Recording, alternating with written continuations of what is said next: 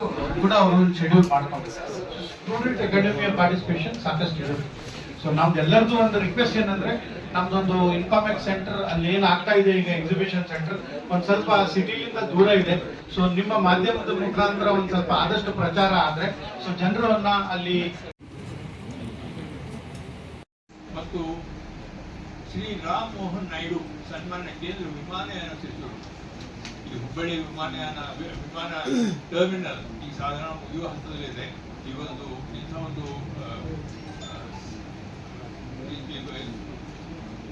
ಇಂಥ ಒಂದು ವೇಳೆ ಅವರು ಬರ್ತಾ ಇರೋದು ನಮಗೆ ಇದರಲ್ಲಿ ಹೆಚ್ಚಿನ ಒಂದು ಸವಲತ್ತು ಸಿಗಬಹುದು, ಹೆಚ್ಚಿನ ವಿಮಾನಗಳು ಇಲ್ಲಿ ಹಾರಾಟ ಆಗಬಹುದು ಅನ್ನುವಂತಹ ಒಂದು ಆಸೆ ಇದೆ.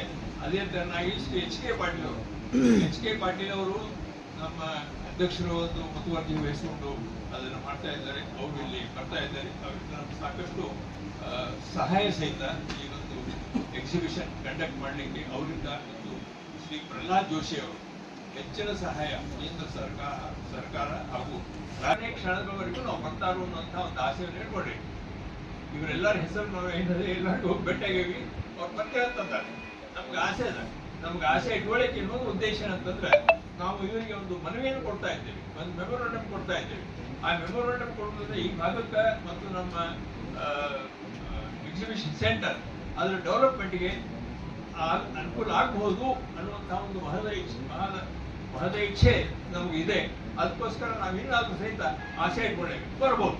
ನಾವು ಇದಕ್ಕೋಸ್ಕರ ನಾವು ಪ್ರತಿ ದಿವಸ ನಮ್ಮ ಸನ್ಮಾನ್ಯ ಶ್ರೀ ಪ್ರಹ್ಲಾದ್ ಜೋಶಿ ಅವರಿಗೆ ನಾವು ಅವ್ರಿಗೆ ಯಾವಾಗಲೂ ಅವ್ರಿಗೆ ಕೇಳ್ತಾ ಇರ್ತೀವಿ. ಅವರು ಆಗ್ತದೆ ಅಂತ ಹೇಳ್ತಾ ಇದ್ದಾರೆ.